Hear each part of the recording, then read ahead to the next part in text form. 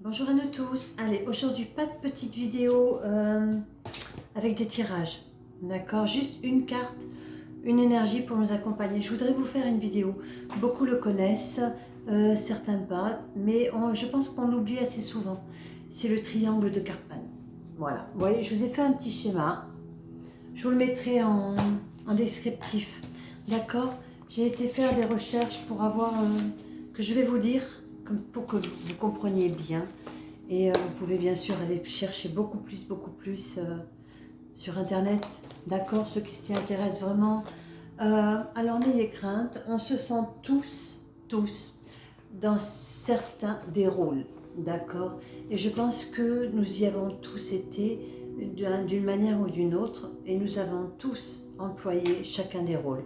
Maintenant, certains y restent constamment en boucle, et d'autres viennent nous le proposer, et d'autres arrivent à en sortir. Et c'est ce que je vous souhaite à tous, d'accord? Voilà, mais bien souvent, certaines situations nous reproposent ce triangle.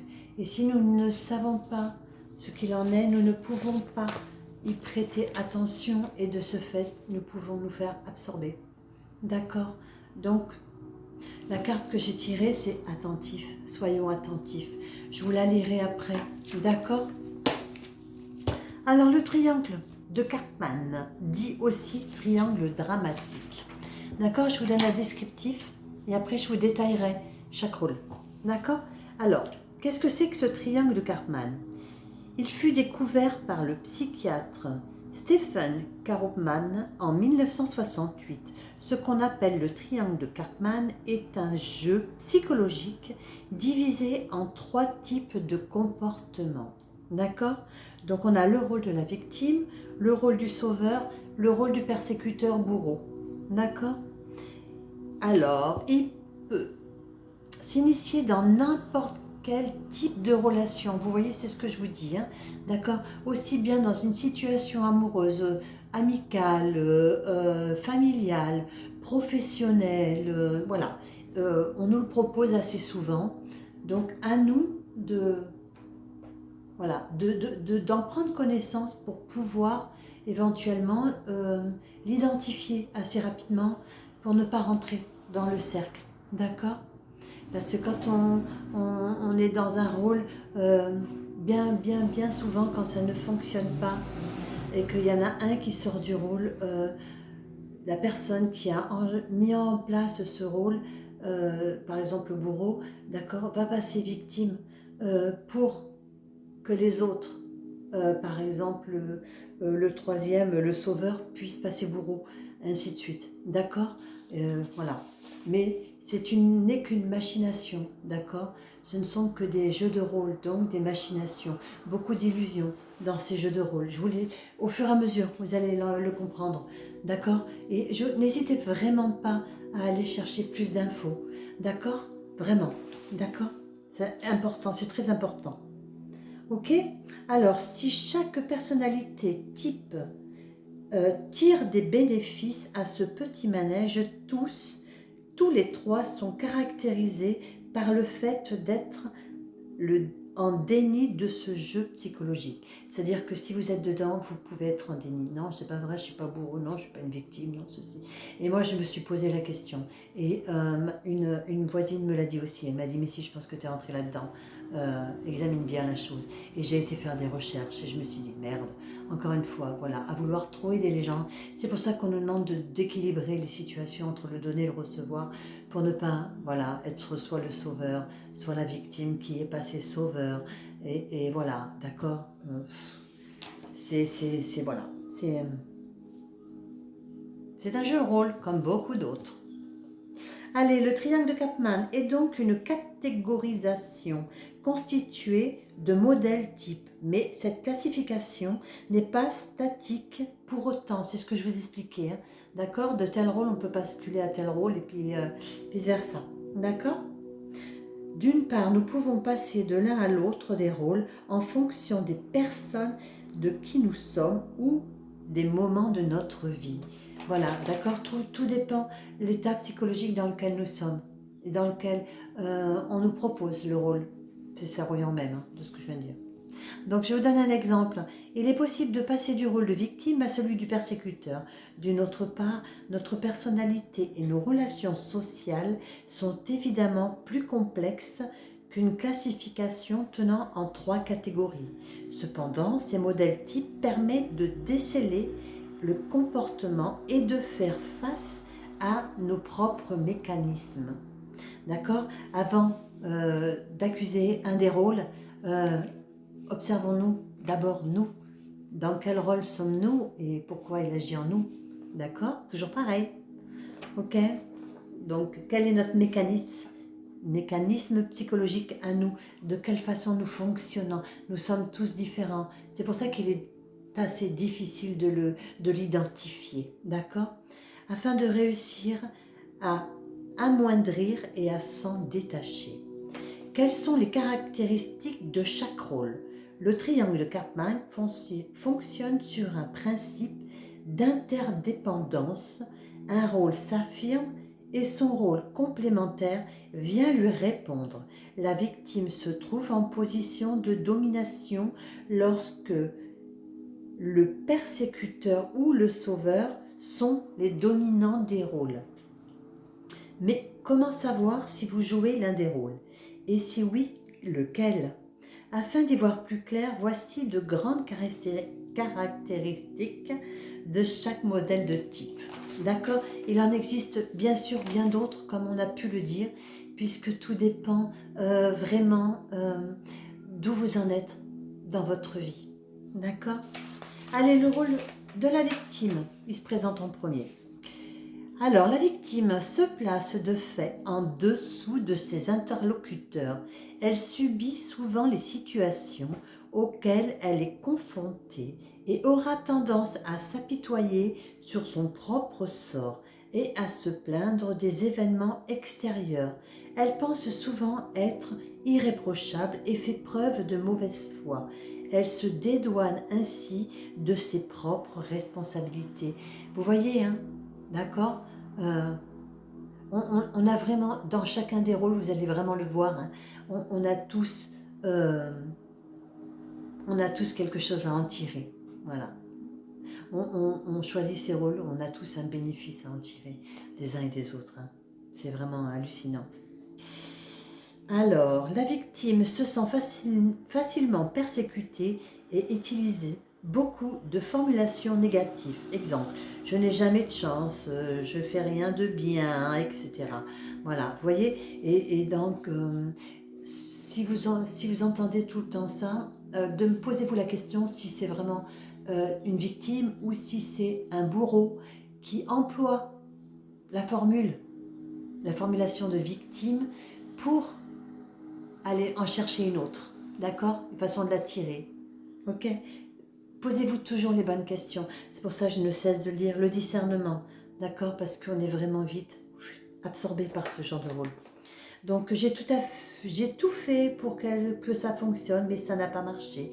C'est toujours moi qui fais des sacrifices, par mon... Donc vous voyez, la victime, c'est ça. Par son positionnement social, la victime attire les persécuteurs et recherche l'attention des sauveurs, car chacun répond à une demande. Le persécuteur ou le bourreau vient justifier son état de victime. Exemple.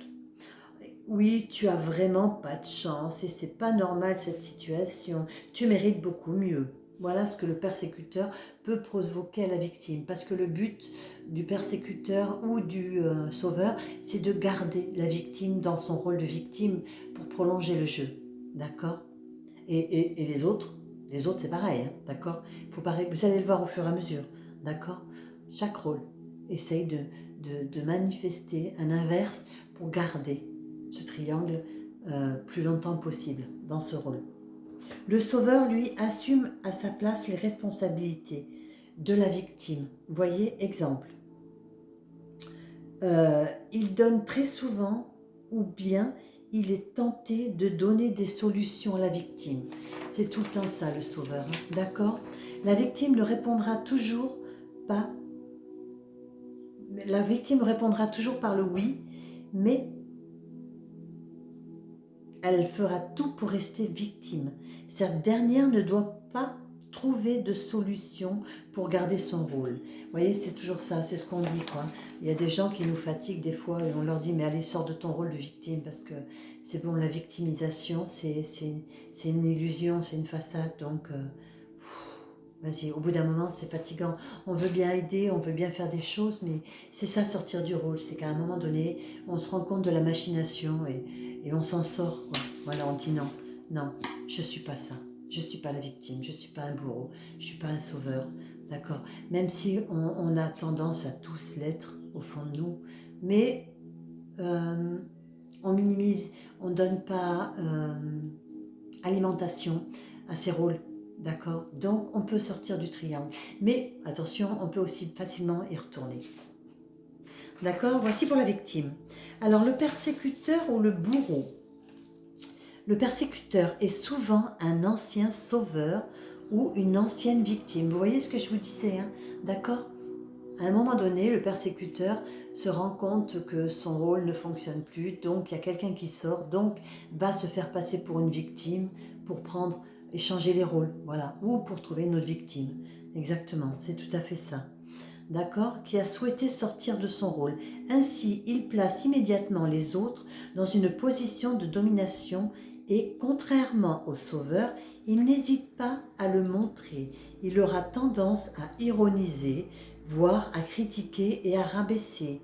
Le bourreau persécuteur attaque donc de façon plus ou moins frontale. Il peut facilement donner des ordres, dicter des règles de conduite et imposer son autorité par le biais de phrases telles que « tu aurais dû faire ça » ou « ce n'est pas faire ça comme ça que je te l'avais montré, je te l'avais dit 100 fois, mais apparemment ça ne fonctionne pas. » Voilà, ou dans la passivité.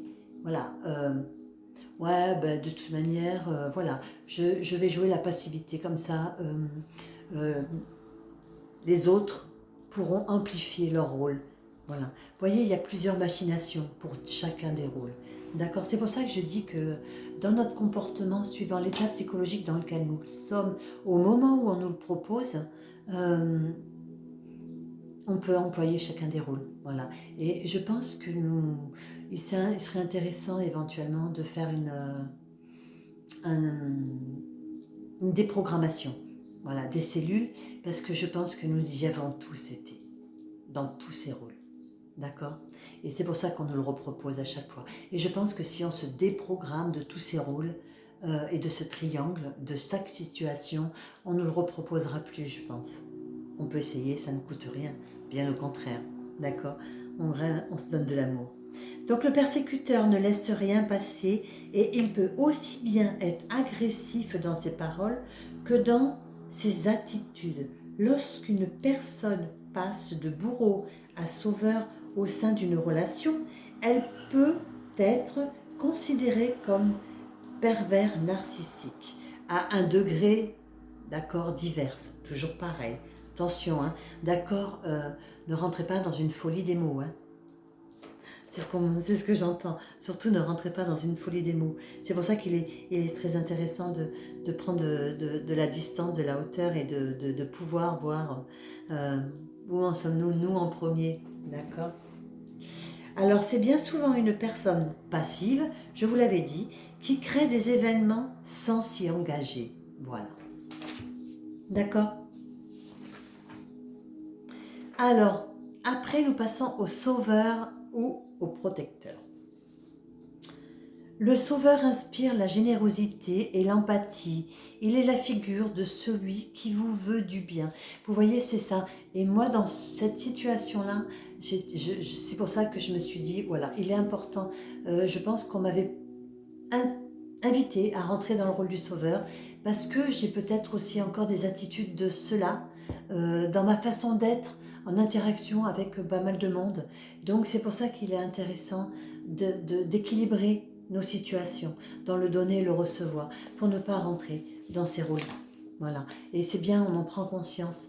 Et c'est bien le fait d'en prendre conscience ou que quelqu'un nous le propose, d'y réfléchir plutôt que de le prendre agressivement. Agressive, oui, voilà, agressivement. Je ne sais pas si ça se dit, mais c'est pas grave. D'accord? de voir quelle est notre part, toujours, je vous le dis à chaque fois, hein, quelle est notre part de responsabilité dans chacune des choses. D'accord. Celui qui vous veut du bien, mais il est loin de donner son propre attention sans en tirer de nombreux bénéfices, comme dans chacun des trois rôles. Au contraire d'être désintéressé, il est à la fois géocentrique et fortement narcissique aussi souvent. C'est une ancienne victime. Le sauveur apprécie sa position de domination et son caractère indispensable car ils lui permettent de croire qu'il est indispensable. Ainsi, le protecteur place la victime en position de subordination. Ok. Et il ne cherche pas toujours à sauver, même s'il insiste sur le fait de lui proposer ou de lui donner son aide. D'accord. C'est fourbe. C'est fourbe. Hein. Les trois rôles sont très fourbes. Hein. C'est pour ça qu'il est difficile de les identifier. Et c'est pour ça qu'il est essentiel, c'est ce que j'entends, d'accord, de bien en prendre connaissance et de bien s'examiner par rapport à ça pour pouvoir équilibrer ses rôles en nous. D'accord. C'est très important. D'une part, la victime lui permet d'exercer une forme de contrôle. D'autre part, sa position de sauveur lui permet de ne pas se concentrer sur ses propres besoins et ses propres problèmes. Il peut donc utiliser des formules comme « Ne t'inquiète pas, je vais m'en occuper à ta place. Je n'ai pas trop le temps, mais bon, je peux t'aider. » Vous voyez, hein, c'est un peu fourbe quand même encore. Hein. Donc, voilà. Et c'est pareil. D'accord. Il dit toujours « J'ai fait tant de choses pour elle ou pour lui ». Une autre caractéristique du sauveur, et il donne fréquemment son aide ou son avis sans que personne ne lui ait demandé. Et ça, c'est ce que je dis souvent.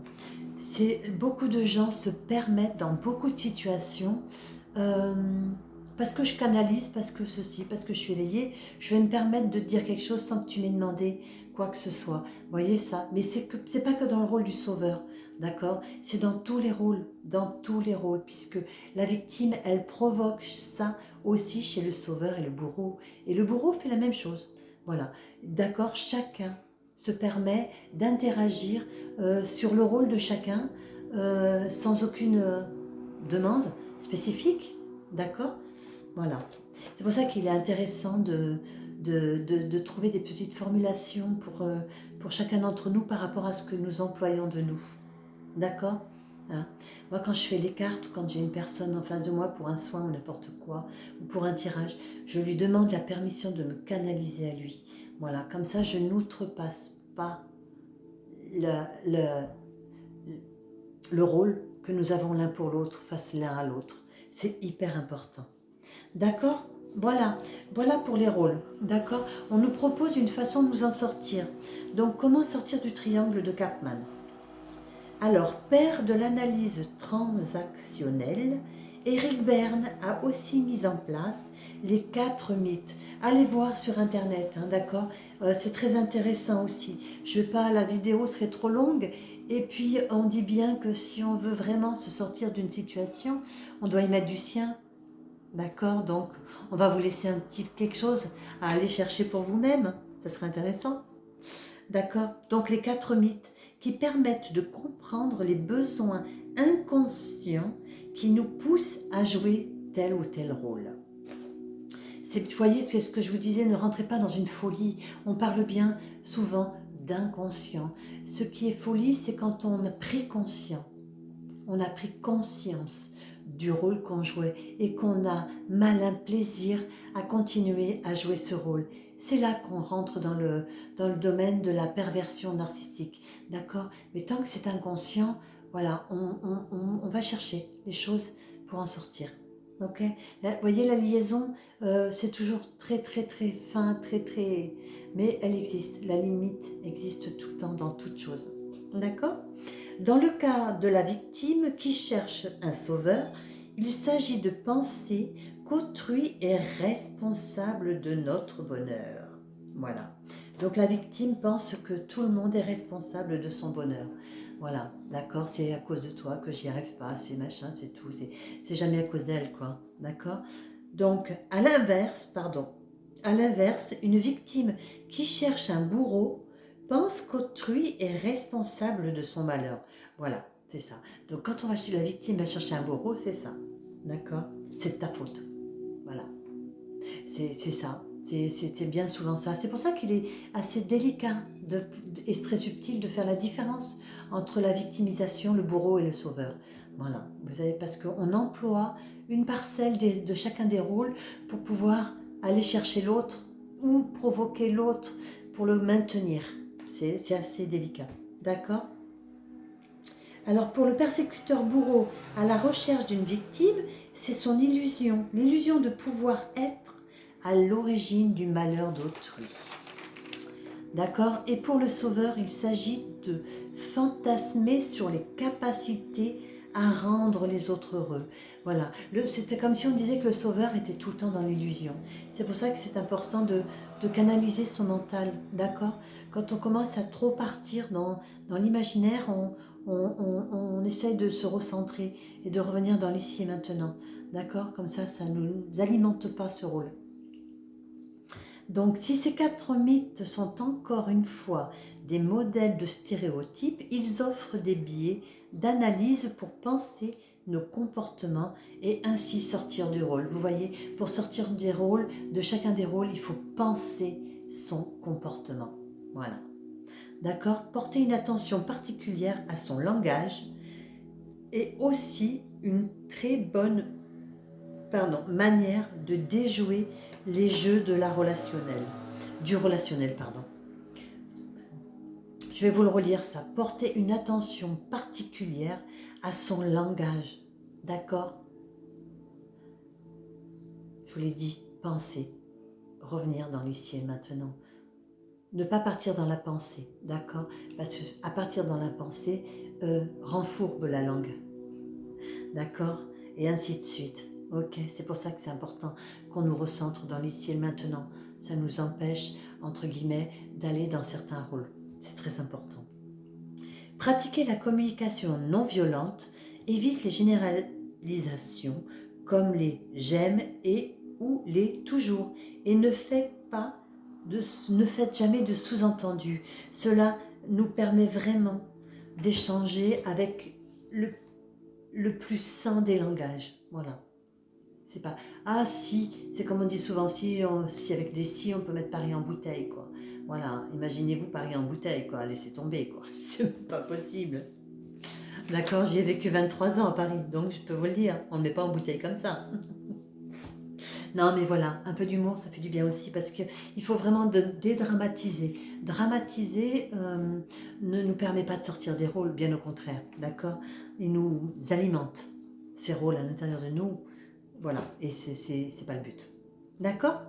Alors, bien sûr, quand le triangle est dissous et qu'une personne arrive à en sortir, les autres créent d'autres triangles jusqu'à en sortir eux-mêmes. Donc ça, c'est très important à entendre. C'est-à-dire que c'est pas parce que vous êtes sorti d'un triangle que vous n'en êtes pas dans un autre.